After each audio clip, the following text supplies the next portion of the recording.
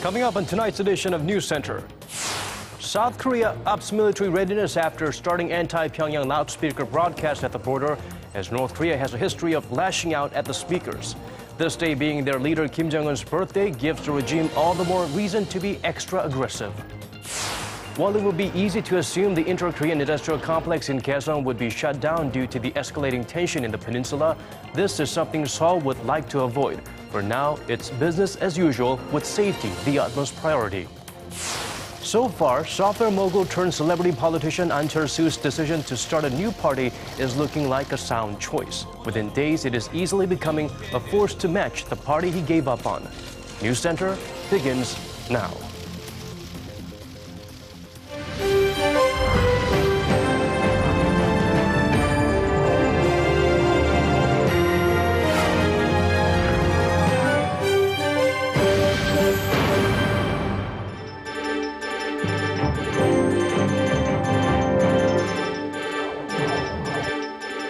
Hello and welcome to this Friday evening's edition of News Center.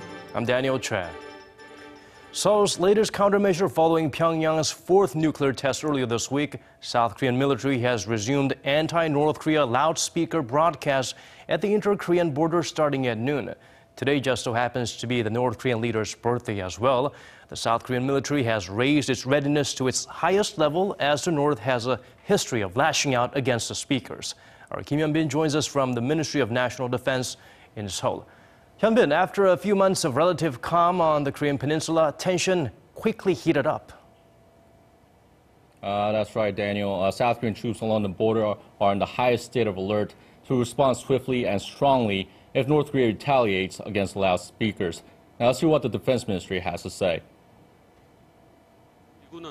In response to North Korea's fourth nuclear test, our military restarted the use of propaganda loudspeakers at noon on Friday. If the North carries out a provocation, we will counter and make them pay dearly. The speakers are set up in 11 different areas along the border. They pump out news and messages condemning North Korea's repressive government and even play the latest K-pop hits at high volume.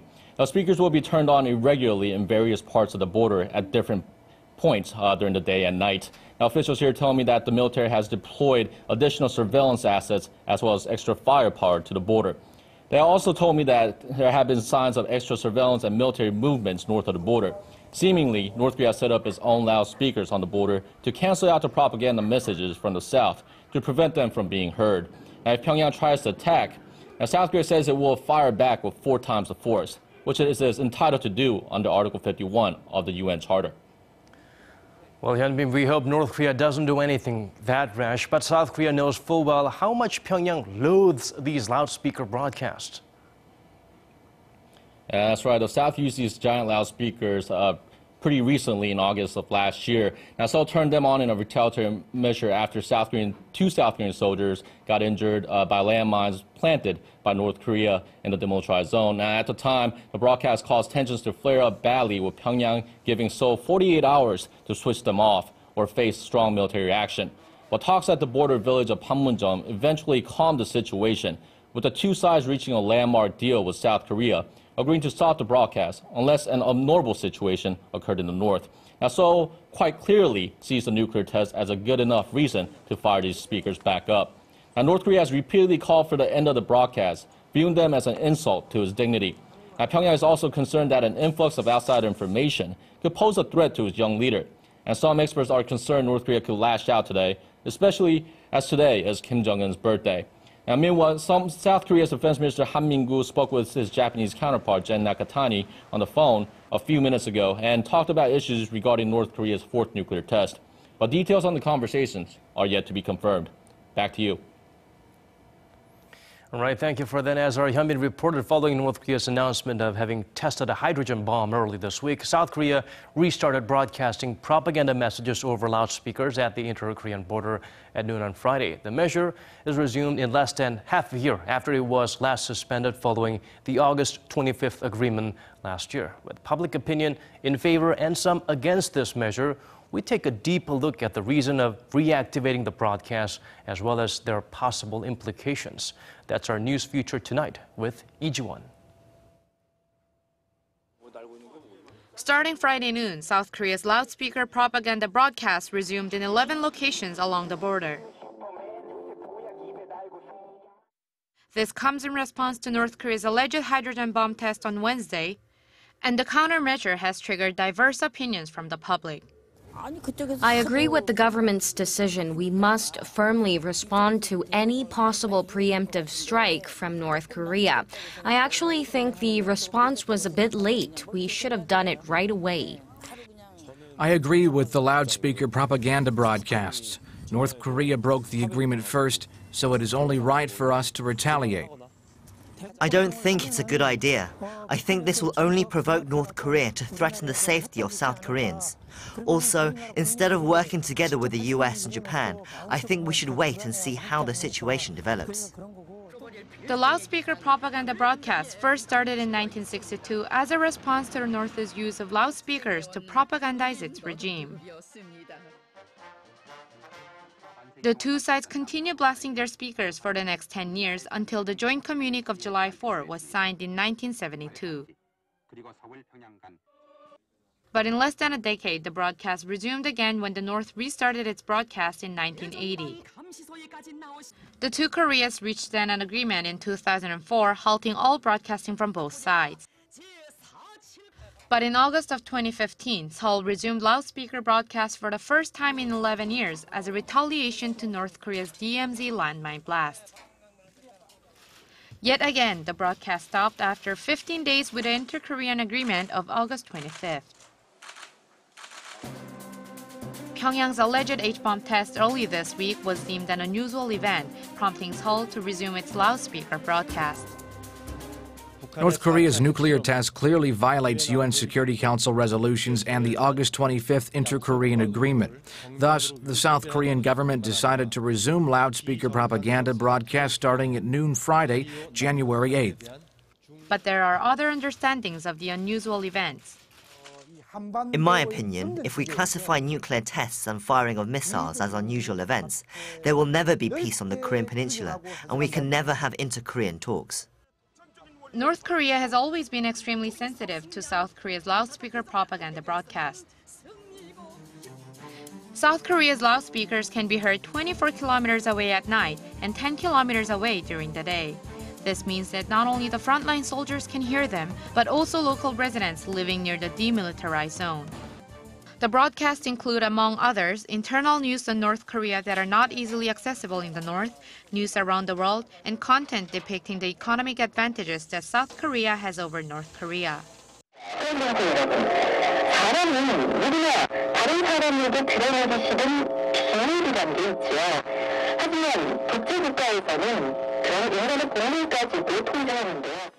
Speakers also broadcast weather updates and even K-pop music. When North Koreans hear the truth about South Korea and how the South is nothing like they have been trained to believe in, they will be very confused, probably causing great commotion in the state. The media played a crucial role in Germany's reunification. East Germany was completely isolated from the rest of the world after Germany's division, but the broadcast from the West caused East Germans to seek freedom.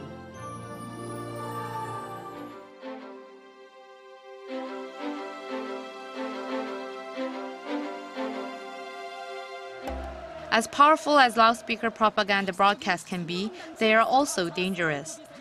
The broadcast may also provoke North Korea to engage in military actions, as it did last year in August when the regime fired projectiles towards the speakers. It is true that our loudspeaker propaganda broadcasts can provoke the North, but with the US forces in alliance with the South, the North cannot easily attack us. With the tensions in the Korean peninsula heightening, the South has put its military readiness to its highest level, attentive of any further provocations. 이지원, Arirang News. And at the nation's top office, President Park Geun-hye called on the public to have trust in the administration. She said what the nation needs the most now is unity, as Seoul is taking strong countermeasures against Pyongyang's alleged hydrogen bomb test. Our presidential office correspondent Song Ji-sun has more. Attending another New Year's event as scheduled, this time gathering leading figures in education. President Park Geun-hye assured the nation that South Korea is taking strong countermeasures against North Korea over its alleged hydrogen bomb test, saying that Seoul is taking all necessary and stern measures against Pyongyang's provocation. In close cooperation with the international community, President Park stressed that what matters the most now is national unity. 교육계 지도자 여러분께서 정부를 믿고 학교와 사회에서 국민들이 단합할 수 있도록 앞장서 주시면 감사하겠습니다. She continued her call for reform in the education sector, asking teachers to help students develop their creativity and to pave the way for fulfilling the needs of job seekers and employers alike. Except for one cultural event that was set for Wednesday night, the day Pyongyang carried out its alleged hydrogen bomb test in the morning, President Park attended all scheduled events this week, asking the nation to stay calm and carry on business as usual. 송지선, Arirang News. South Korea has said it will postpone all inter-Korean civilian exchanges and business supporting North Korea. That's no surprise.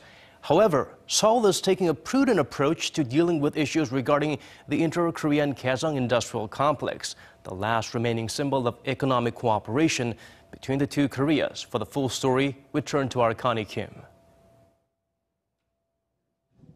South Korea remains cautious regarding the option of a possible shutdown of the inter-Korean Kaesong Industrial Complex or withdrawal of its workers in response to North Korea's fourth nuclear test.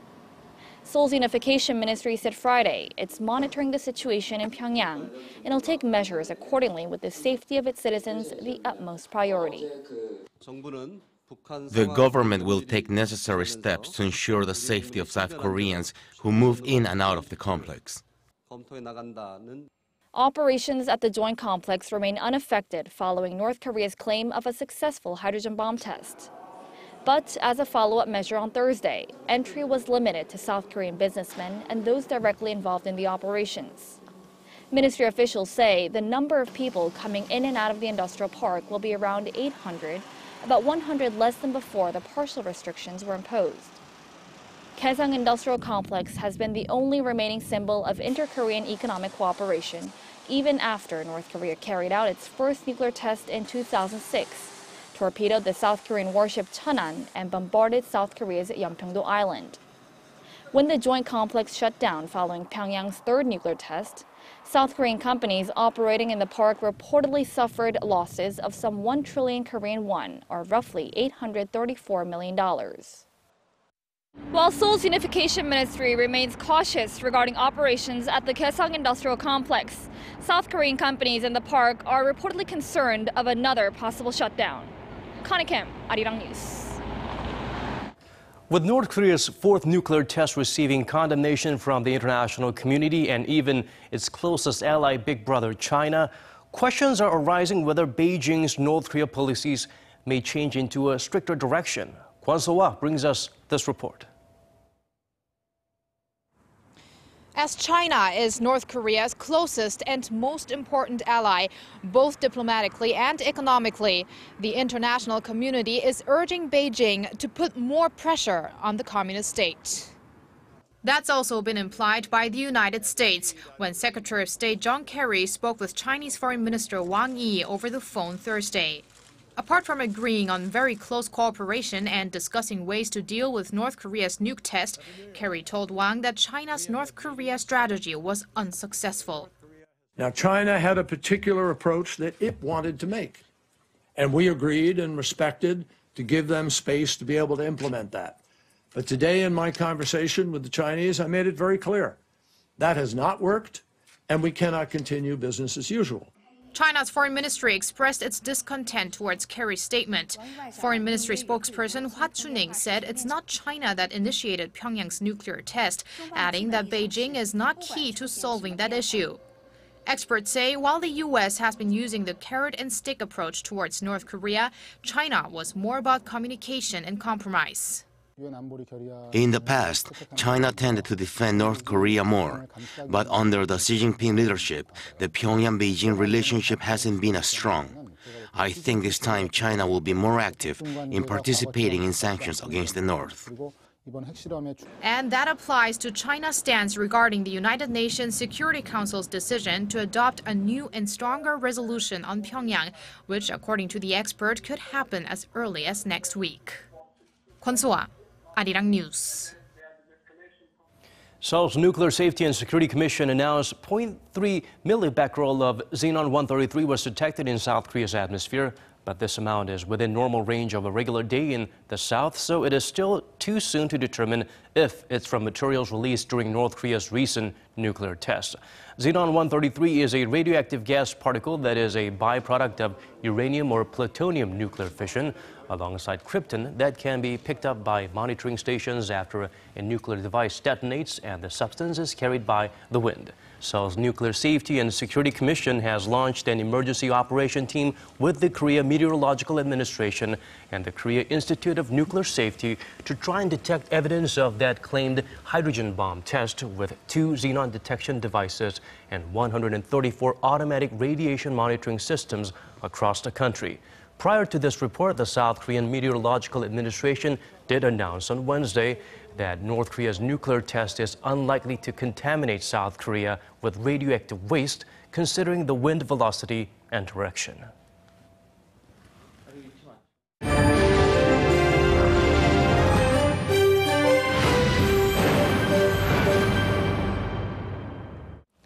In local politics, An Chol-soo's new party is taking shape ahead of April general elections. More political heavyweights agreed to join hands with An. Our Hwang Ji-hye introduces us to a giant in the making, starting with a new name that clearly states its intention of separating itself from the other party, which its founder lost his patience with. 국민의당, which can be translated as the People's Party, is the official name set for An Chol-soo's new party. The name announced on Friday comes after a survey conducted earlier this month and emphasizes the party's determination to well deliver the people's will. But it does not include An's trademark term, new politics. Given the new name coupled with political heavyweights joining the party, An's camp is picking up pace ahead of the April general elections. Earlier in the day, former Environment Minister Yoon Yeojun made the latest move. Yoon will co-chair a preparatory committee for the new party with Emeritus Professor of Seoul National University Han Sang-jin. Yoon had repeatedly rejected An's offer, citing his ailing health conditions. The committee will officially start operations on Sunday, while the party's establishment is set for March. An left the main opposition party, formerly known as New Politics Alliance for Democracy, last month after talks over leadership with then-Chairman Moon Jae-in fell through. Since then, the opposition party has changed its name to the Minju Party of Korea, a move seen to reform its image. Despite such efforts, an array of defections by other lawmakers, including that of former opposition party co-chairman Kim Han-gil, followed. Hwang Ji-hye, Arirang News. Sticking with local politics, it's the final day of the National Assembly's extraordinary session, but not much progress was made in terms of passing contentious bills. According to our Shin Se-min, rival lawmakers continue on pointing fingers at each other for failing to come to an agreement. Take a look.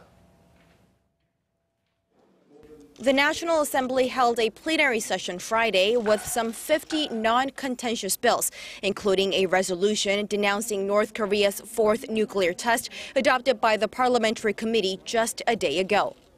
But the Parliament could not avoid ending the extraordinary session empty-handed, with 9 of the hotly debated issues failing to be put on a vote during the plenary session. That means no progress on major contentious issues, including bills on improving the service sector, counterterrorism, the 5 labor reform bills, as well as redrawing electoral districts for April's general election, as rival lawmakers continue to play the blame game. The main opposition party was too focused on its interest, leading to indifference and irresponsibility on the public's livelihoods. Our party is ready to handle economic reform-related bills, but the ruling party is dragging its feet on the issues. With less than 100 days remaining before April's parliamentary election, the redrawing of the electoral map remains a crucial issue. Kim Dae-yeon, the Deputy Secretary General of the National Election Commission, submitted his official resignation, taking full responsibility for his inability to finalize the constituency map. After multiple rounds of discussions, the subcommittee of the NEC failed to decide constituency boundaries for April election, making the 246 constituencies across the country legally invalid starting New Year. The issue of the electoral map will be dealt with at the Parliament's provisional 30-day session that begins on January 9th. But with no guarantee of progress, it could take some time for the National Assembly to win back the people's trust. Shin Se-min, Arirang News. Korea's benchmark KOSPI fared better than its U.S. and European counterparts as the People's Bank of China adjusted the yuan reference rate higher on Friday. But it may not be enough to woo investor fears about the overall health concerns over the Chinese economy. For the numbers and more, we turn to our Kim Ji-yeon. Stock markets across Asia were a roller coaster this week, mainly due to investor concerns spurred by the volatility of the Chinese currency. The Shanghai Composite Index rose 2% on Friday, recovering from a 7% plunge from a day earlier. Korea's main benchmark KOSPI started at a 4-month low, dipping below the 1900 level at one point of Friday's trading. But it recovered to close at the 1900 level on Friday after China's central bank announced that it would appreciate the value of its currency. The People's Bank of China set its reference rate at 6.5 yuan against the U.S. dollar Friday afternoon, up 0.02% from Thursday's fix. The yuan was guided up a shade higher, but weak outlook lingers as there are concerns about China's economic fundamentals. China's services sector, the biggest contributor to gross domestic product, expanded at its slowest pace in 17 months in December. China's manufacturing sector isn't expected to pick up anytime soon either, as the Caixin manufacturing PMI contracted for the 10th straight month in December. On top of that, falling international prices are straining global demand, which is critical to an export-based country like Korea. Major sell-offs were seen in the United States and Europe Thursday after China allowed the biggest fall in its currency in 5 months. U.S. stocks gave the worst 4-day start to a year ever, with the Dow Jones Industrial Average plunging more than 5% since the end of 2015. The price of U.S. crude oil fell by 2% to around $33.30 per barrel, plunging to its lowest level since February 2004. In Europe, the Frankfurt DAX 30 dropped more than 2% under the 10,000 level for the first time since last October. Kim Ji-yeon, Arirang News. Moving over to the tech realm, Samsung Electronics says its fourth quarter profits did not meet analysts' expectations. The Korean firm's operating profit jumped on year but fell on quarter, which watchers say was probably down to sluggish demand for its smartphones and components. Kim Min-ji looks into the disappointing digits. Korean tech giant Samsung Electronics' fourth quarter earnings fell short of market expectations. According to the company's earnings guidance, operating profits stood at just over $5 billion during the October to December period, up more than 15% on year, but down over 17% from a quarter earlier. Sales rose 0.5% from a year ago to over $44 billion. The operating profit estimate falls below the market consensus of $5.5 billion and marks a quarterly decline for the first time in 5 quarters.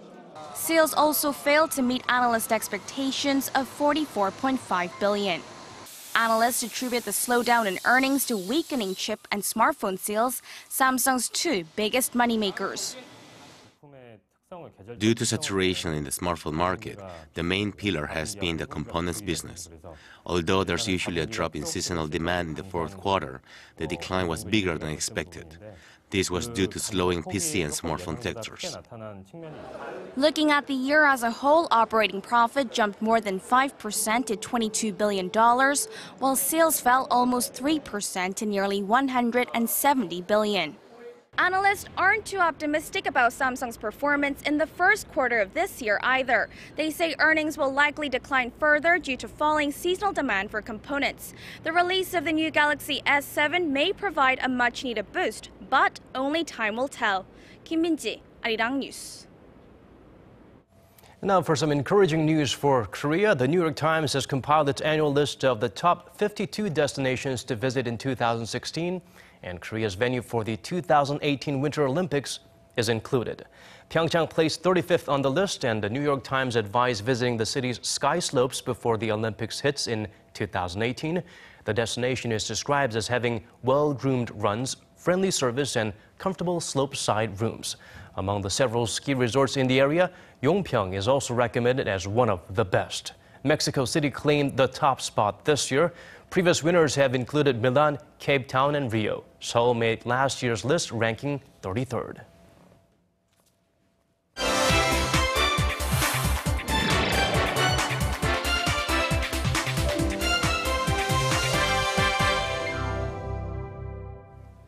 A group of miners have been trapped underground in eastern China for 2 weeks now, and efforts to keep them alive have been largely successful. Bruce Harrison joins me now in the studio to tell us more. Bruce, the rescue crew outside the mine in Shandong province have drilled the 7th life hole, which is a long, narrow tunnel used to supply the miners with everything they need. That's right, Daniel. Life holes is what they're called, and so far they've been able to get the miners some bottles of nutrient solution and food such as eggs, as well as some other drinks. There are 4 miners trapped in the gypsum mine, which collapsed on Christmas Day. The miners are in stable condition and have laid fallen rocks on the floor of the partially collapsed room they're trapped in order to stay dry. Rescuers will have plans to send clothes to them as well. The formation underneath is unstable and likely to be broken and collapsed.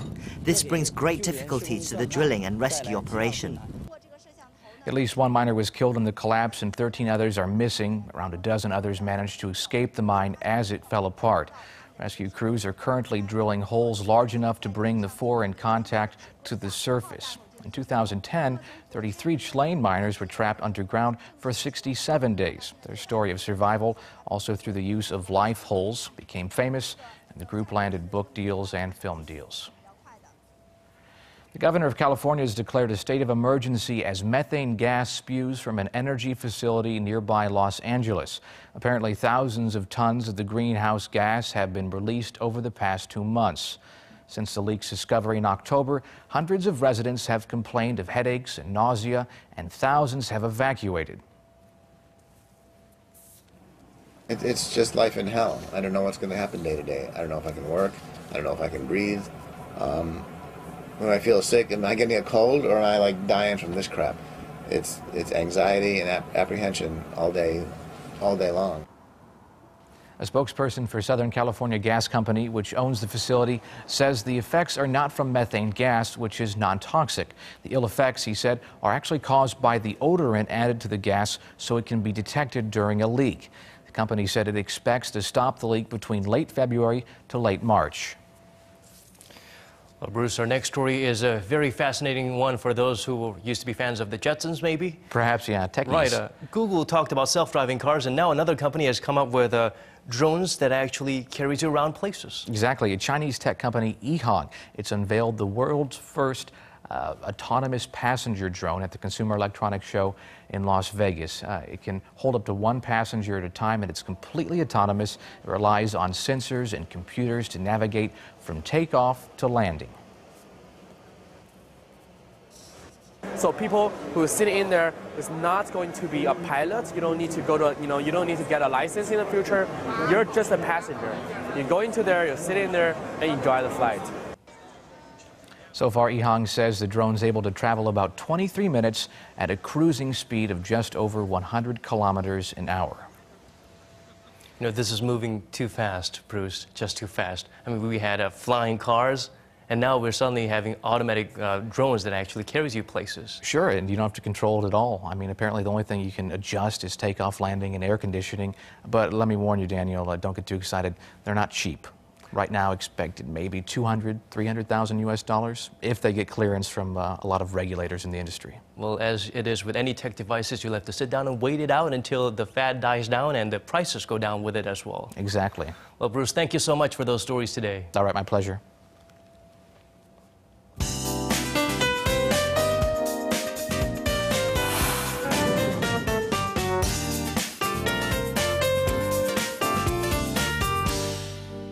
Severe cold weather has taken over the country for fifth consecutive day, with not only Seoul's Hangang River freezing in sections, but also dry conditions and snow in some parts. Isn't that right, Jiyeon?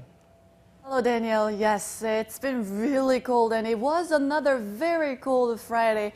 My cheeks were stinging from the icy wind. Well, at least now you can enunciate now that we're indoors. Well, I hope we'll get some relief from this ongoing cold wave.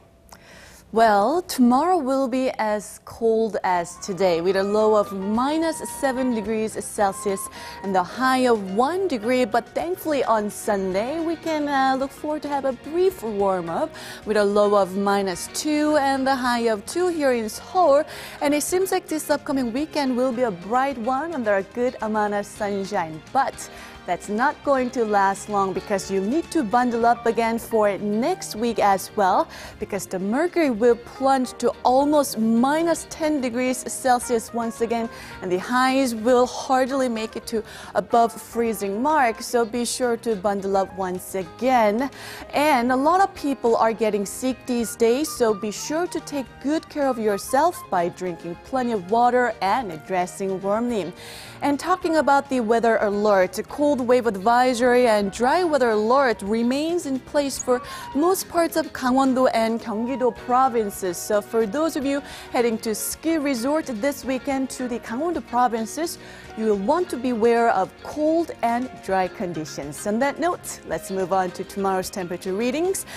Here in the capital, we'll kick off at -7. Daejeon will start out at -4, -3 degrees Celsius for Daegu, and Busan will start out the day at freezing mark. And afternoon highs will be similar to today, with a high peaking to 2 in Seoul, 6 for Daegu, while Busan and Jeju will see a high of 8 tomorrow afternoon. Now that's Korea for you, and here's a look at the weather conditions around the world.